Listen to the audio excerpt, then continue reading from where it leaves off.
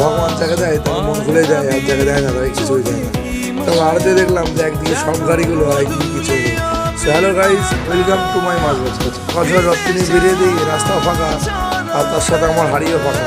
তো হাড়ি লোড করার জন্য বেরিয়ে পড়লাম আরতে। হাড়ি লোড করার জন্য আগে সাইকেলটা বাড়িয়ে রেখে চারিদিকে দেখে শুনে আমি আমার বস্তা বাক্স নিয়ে আরতে ঢুকে পড়ি মাছ কাটার জন্য। আরতে ঢুকেই যে কাজ প্রথমে করে যেই ভদ্রলোক অর্ডারে মাছ কাটে, দেখতে বেশ কটা চিংড়ি, জেওল আর বড় বড় বল থেকে বরফের দেশে রুই, সাথে জ্যান্ত কাতলা, এসব দেখতে দেখতে দেখলাম আমি তো আমার মাছ বেচবো, হাড়িতে লোড করবো। তো প্রথম চালান কিছু জ্যান্ত করে দিলাম, যার দাম 2000 টাকা। তারপরে আবার আড়তে ঢুকে আর এক চালান মাছ নিতে ঢুকলাম। তো সেই চালানে কিছু চিংড়ি মাছ নিলাম, যার দাম 700 টাকা।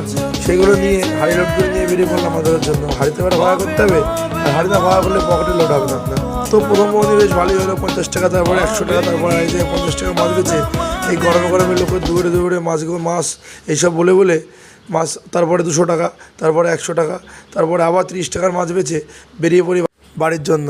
তো বাড়িতে যেতে গরমের জন্য খানিকটা নদীর ধারে বসে রেস্ট করে তারপর আবার যাই বাড়ির জন্য সাইকেল নিয়ে বেরিয়ে। এই গরমে আর মাছ বেচতে ভালো লাগে না। তো বাড়ির সামনে গিয়ে দেখি এক ছাগলের বাচ্চা, আর বাড়ির ভিতরে গিয়ে দেখি বিড়ালের বাচ্চা। এদের অত্যাচারে আর বাড়িতে ঢোকার মতো নেই। তো সাইকেল হাড়ি আলাদা করে রেখে আজকে হিসাব করে দেখলাম এই গরমে মাছ বেচে আমার সর্বমোট 700 টাকা লাভ হয়েছে।